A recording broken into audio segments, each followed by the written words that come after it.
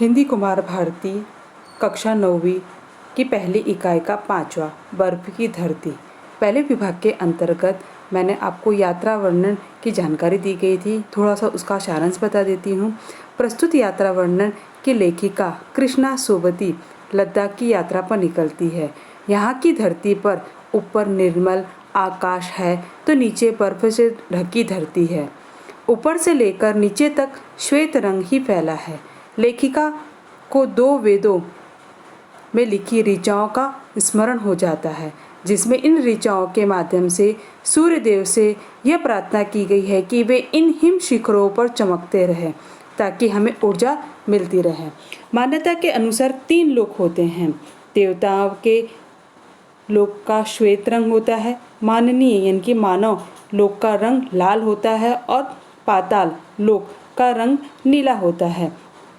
लद्दाख में ऊपर का आकाश श्वेत वर्णी तथा नीचे बर्फीले धरती श्वेत वर्ण है, इसलिए लेखिका के अनुसार यह देवताओं का लोक है। अब इसके आगे की मैं जानकारी आपको दूसरे विभाग के अंतर्गत देती हूँ। विभाग 2 में मोजे पहने पहने वहाँ पहुँची तो चट्टाने बर्फ सी सर्द, यानी कि वो मोजे पहन के वो चल रही थी, मगर वहाँ की जो चट्टानें थी वो बर्फ से यानी कि ठंडी थी। चट्टानों की खोल में 2 कैलेंडर माँ दुर्गा और लक्ष्मी के बर्फ में ही खोसे हुए थे। खोसे यानी कि वहीं पर ही लटकाए हुए थे। अब आप ये सोचो कि बर्फ के वहाँ पर खोल पर अगर माता दुर्गा और लक्ष्मी के वहाँ पर खोसे गए हैं तो वे उड़ नहीं जाएंगे। इसका आगे हम देखते हैं। खारदुलांग की तेज हवाओं में न जाने कैसे टिके हैं। हमने विस्मय से कहा, यह तो वो हवा से उड़ जाते होंगे। हाँ, ऐसा होता है। हमारे जो जवान हैं नए कैलेंडर लगा देते। वहाँ जो जवान रहते हैं वो क्या करते, कैलेंडर उड़ जाते, वापस क्या करते हैं वहाँ पर नए कैलेंडर लगा देते हैं। इरिस्टर साहब बोले, मैं पहले बर्फ़ पर दौड़ती हूँ, फिर फिसलने के डर से वहीं कहीं बैठ जाती हूँ। अब बर्फ़ की जगह पर आया है तो दौड़ने की इच्छा होती है, मगर वो कहते हैं कि मैं ऊपर दौड़ती हूँ और फिर मैं वहीं पर ही बैठ जाती हूँ। टूरिस्टर साहब कहते हैं कि मैम, आप चाहे तो कार में बैठे, नहीं मैं यहाँ पहुँच सकी हूँ, ये मेरे लिए मूल्यवान है। अब हम इतनी अच्छी जगह गए और वहाँ पर हम उसका अनुभव न किए तो हमें ऐसा लगेगा कि इतनी सुंदर जगह में भी हम कार में बैठे रहे। तो यहाँ पर वह लेखिका जाती है और वह वहाँ पर बैठती है। लहराती चमकती धूप में लहरा रही है पताकाएं यानी मैंने आपको बताया था वहाँ पर झंडे जो गड़े हुए हैं वह लहरा रहे हैं। टूरिस्ट साहब ने पूछा, ये पताकाएं कैसी है? तो वो क्या कहती, इधर आते आते लोग मन में कुछ झार लेते हैं, यानी कि हम अपने मन में कुछ झार लेते हैं, यानी कि हम मन्नतें मांगते हैं, तो ऐसे ही वहाँ पर मन में कोई धार लेते हैं और खंभों पर पताकाएं फहराते हैं। ये बात तो मुझे भी अपनी आपको बतानी चाहिए थी। मैं मन में कुछ भी न धरूँ तो भी इस ऊंचाई पर पताका को फहराना चाहती हूँ। अगर मैं ये नहीं सोचा मुझे कुछ मानता मानी नहीं, तभी मैंने मन में ये सोचा है कि मैं वहाँ पर पताका यानी कि झंडा फहराना चाहती हूँ। मुझे इस बात को सोच कर परेशानी हो रही है, इतनी की लगता है कि इसके लिए दोबारा आना होगा। हम तीनों ने खाने के पैकेट खोले। ड्रीमलैंड वाले पैकेट में वहीं और उतना ही है जितना टूरिस्ट साहब और ड्राइवर साहब के पैकेट में है, यानी कि 3 पराठे और 3 आमलेट। देखकर हम तीनों हंसे। इसे ही कहते हैं कि बराबरी और इसे ही कहते हैं लद्दाख। पताकाएं फिर नजर आई। मैंने अपनी शॉल उतारी। मन में तय किया कि मैं इसे यहाँ लहरा कर ही जाऊंगी। ऐसा न हुआ तो मुझे एक बार फिर वहाँ आना होगा। मैंने शॉल आगे किया। लीजिए ड्राइवर साहब, इसे किसी खंभे पर फहरा दिए। मैं गर्म शॉल मेरी जो मैम, वो उसे कहते कि मैम आपकी जो गर्म शॉल है वो वहाँ पर टिकेगी नहीं क्योंकि वो भारी है, हवा के नीचे गिर जाएगा। कोई बात नहीं, गिरेगा तो भी इस बर्फीले ग्लेशियर पर, है ना। तो यहाँ पर कहते उज्जवल भवर बर्फ पर सुनकर दोनों हंसे। आप ऐसा करेगी तो शॉल उठाने के लिए हमें यहाँ फिर आना पड़ेगा। मैं पताका को लेकर गंभीर थी। मैंने सुनहरी गोट वाली हल्की फुल्की ओढ़नी उन्हें पकड़ा दी और शाल ओढ़े इंतजार करने लगी कि कब वह पताका बनकर ऊपर पहुँचे। ड्राइवर साहब ने ऊंची छलांग भरी और देखते ही देखते मेरी जूट मूठ की पताका तारों में उलझकर लहराने लगी। मैं गहरे भाव से खारदुलांग को सलाम किया और मुमकिन हुआ तो फिर आऊँगी, नहीं तो अब यहाँ इस बर्फीले ग्लेशियर पर पहुँच जाना मेरा सौभाग्य है। यानी कि वहाँ पर तक के पहुँच जाना उनका सौभाग्य, उन्हें ऐसा अलग ही गर्व हो रहा था। वो कहती है कि अगर हो सका तो मैं आऊँगी। आगे वह कहती है जीप उतराई से नीचे उतरती गई। यानी कि जब ऊपर चढ़ते हैं तो क्या रहते हैं, चढ़ाई रहती है, और नीचे उतरते तो क्या होते हैं, उतराई। और उतराई से क्या हो जाती है, जीप सरसर सरसर नीचे उतरती रहती है। एक मोड़ से ठीक बाईं हाथ पर छोटे से जल स्रोत को देख वहां रुकी। उसके किनारे जमी चट्टान पर जा बैठी। पहले तो ठंडे सर्द बर्फीले पानी की ओक भरी और जी भरकर मुंह पर छींटे दिए।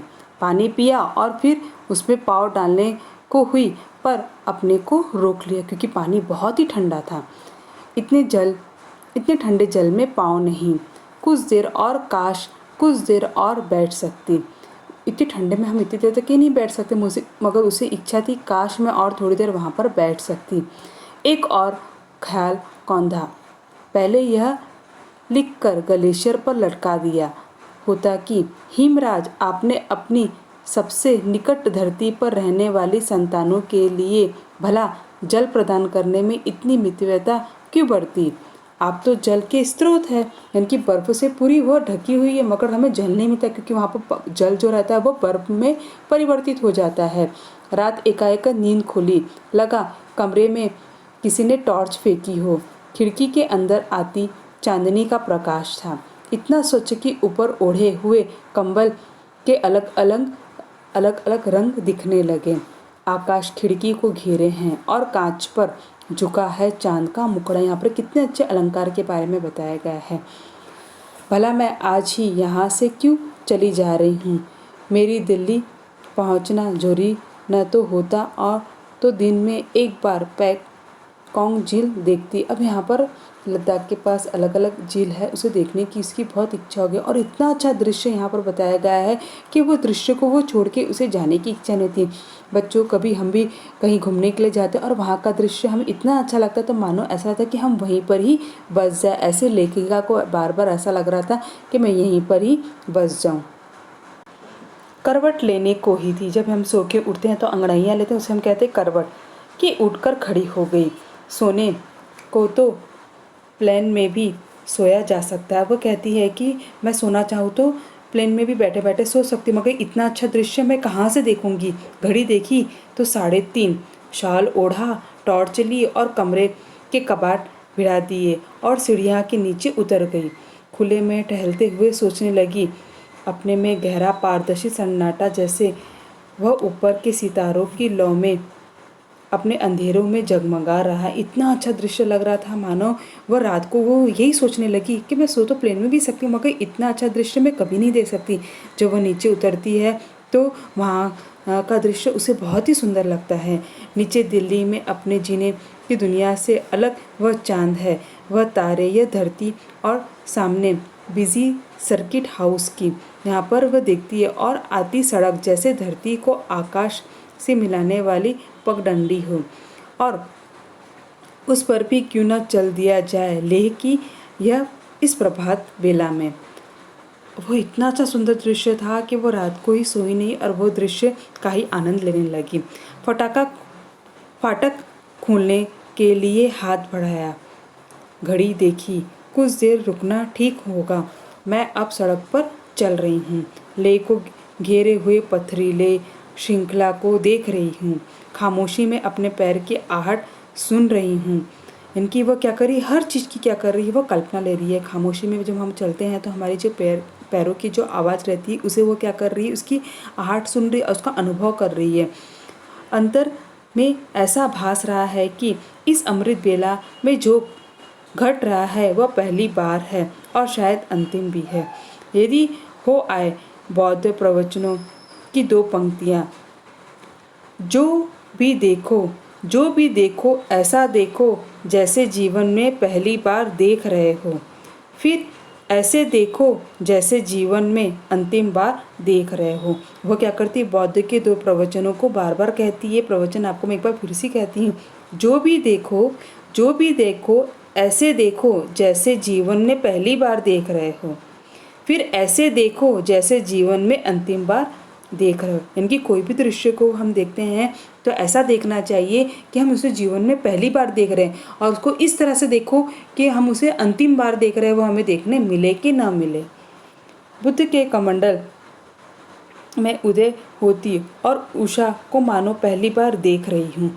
अब वो कहती है, आगे वह कहते हैं कि अंतिम बार भी जैसे हिमालय के पीछे से फैलाए लालिमा को हमारे पूर्वजों ने देखा था। स्थल पर सिर्फ चट्टानें, ऊंचे पहाड़ और आकाश की और जाती चढ़ाई के अलावा और कुछ नहीं था। यह लद्दाख के बारे में पूरा जुड़ा हुआ है। अगर आप भी बच्चों को भी लेह लद्दाख जाओगे तो ये दृश्य को अनुभव करना और ये दृश्य अपने नोटबुक में लिखना और उसका वर्णन अपने मित्रों को बताना, क्योंकि जब हम इतने अच्छे दृश्य देखते हैं तो हमें क्या हो जाता है, उस दृश्य के लिए हमें कल्पना होती है, और जब हम उस स्थल से आते हैं तो हमें नींद में भी वो दृश्य हमें बार बार नजर आता है। तो इतनी अच्छा जो दृश्य हम देखते हैं उसे हम क्या करते हैं, अपने बुक में उसे हम क्या करें, समेट के रखना चाहिए कि हमने हमारी यादों को हमें संभाल के रखना चाहिए, और कभी पुस्तक खोल के उस यादों को हमें याद करना चाहिए। तो यहाँ पर कृष्णा सोबती जी ने हमें प्राकृतिक दृश्य का वर्णन करा है, एक यात्रा वर्णन के माध्यम से हमें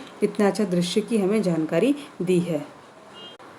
अभी हम आसपास में देखेंगे, प्रकृति मनुष्य की मित्र है, अपने विचार स्पष्ट करिए। प्रकृति यानी कि मानव ने हमें जो प्रकृति दी वो मनुष्य के लिए ईश्वर का अनुपम वरदान है। प्रकृति और मानव का साथ सदा से रहा है। प्रकृति अपने गुणों और सौंदर्य से सदा मानव को तृप्त करती रहती है।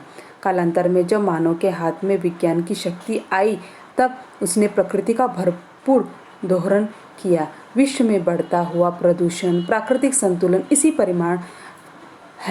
का परिमाण है। प्रकृति को नुकसान पहुंचाकर मनुष्य ने सारी मानव जाति को नुकसान पहुंचाया है। मनुष्य यह बात अच्छी तरह से समझ ले कि प्रकृति के साथ संतुलन बिठाकर ही भावी पीढ़ी का भविष्य सुरक्षित रखा जा सकता है। उसके पहले आपको मैंने और एक प्रश्न पूछा था कि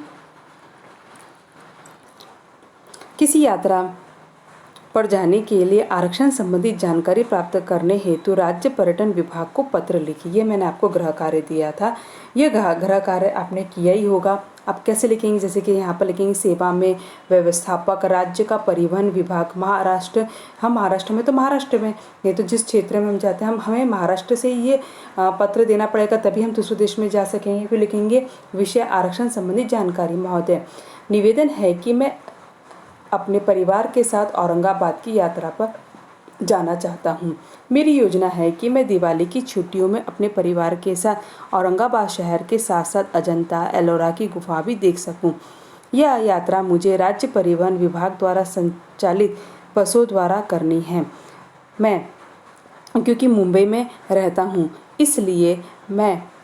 इसलिए आप मुझे मुंबई से छूटने वाली बसों के स्थान पर तथा उनके समय की जानकारी दे। कष्ट के लिए धन्यवाद। आपका जो भी आपका नाम है वहाँ पर आपका नाम दे देंगे। ये इस तरह से आपको करना है। पाठ के आंगन में देखते हैं, मैंने यहाँ पर आपको बताया था शब्द संसार।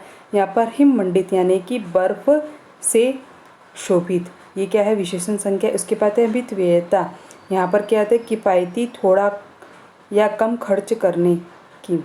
उसके बाद है लक्ष्य यानी कि निशाना, बेशकीमती यानी अमूल्य, आँच यानी गर्मी या ताप। अब हम पाठ के आंगन में जाएंगे। पाठ के आंगन में जब हम जाते हैं तो यहाँ पर हमें पाठ संजार पूर्ण कीजिए। संजार पूर्ण कीजिए में पहला दिया है लद्दाख की विशेषता। मैंने आपको पहले ही बताया था लद्दाख की विशेषता के अंदर क्या आएगा, जैसे कि लद्दाख के विभिन्न नाम हैं। उजली तीखी धूप है, उसके विभिन्न रंगों की यहाँ चट्टान है, विस्तृत सुनसान के इलाके हैं। तो यहाँ पर हमें पहले लिखोगे, यहाँ लिखोगे लद्दाख के विभिन्न नाम हैं, फिर यहाँ पर लिखोगे उजली तीखी धूप है, फिर यहाँ लिखोगे विभिन्न रंगों की चट्टानें हैं और विस्तृत सुनसान इलाके हैं। इस तरह से हमें क्या लिखेंगे, यहाँ पर अपनी लद्दाख की विशेषता लिखेंगे। उसके बाद दूसरा दिया गया है, दूसरे में दिया गया है चट्टानों के रंग। अब वहाँ पर हमें कौन कौन से चट्टानों के रंग बताए गए थे, जैसे कि यहाँ हम लिखेंगे मटमैली, स्लेटी, उसके बाद देखें तंबाई, और उसके बाद यहाँ लिखेंगे रेतीली। क्या है, चट्टानों के वहाँ पर रंग बताए गए हैं। उसके बाद प्रश्न 3, ग शब्द के वचन पहचान कर परिवर्तन कीजिए और अपने वाक्य में प्रयोग कीजिए। पहला क्या दिया गया है, श्रृंखला। यहाँ पर श्रृंखला में हम क्या लिखेंगे, यहाँ पर श्रृंखलाएँ दिएगा। अब हमें क्या करना है, वचन, तो श्रृंखलाएँ का क्या हो जाएगा, श्रृंखला। श्रृंखला मैंने आपको बताया था कड़ी। वाक्य कैसे बनाएंगे, आजकल कुछ गैर सरकारी संगठन विरोध प्रकट करने के लिए मानव श्रृंखला बनाते हैं, ये हो जाएगा। उसके बाद दूसरा दिया गया है ऋचा। ऋचा दिया है तो वचन प्रयुक्त ऋचाएँ, वेदों के मंत्र ऋचाएँ कहे जाते हैं। उसके बाद तीसरा दिया है पंक्ति। पंक्ति का क्या हो जाए, पंक्तियाँ, चिड़िया आकाश में पंक्तियों में उड़ रही है। उसके बाद क्या है, बर्फीला। अब बर्फीला का हो जाएगा बर्फीले, लेखिका ने ठंडे सर्द बर्फीले पानी की ओक भरी। उसके बाद है दुकान। अब दुकान का क्या हो जाएगा, दुकानें, दुकानों ने हमारी आवश्यकता का हर सामान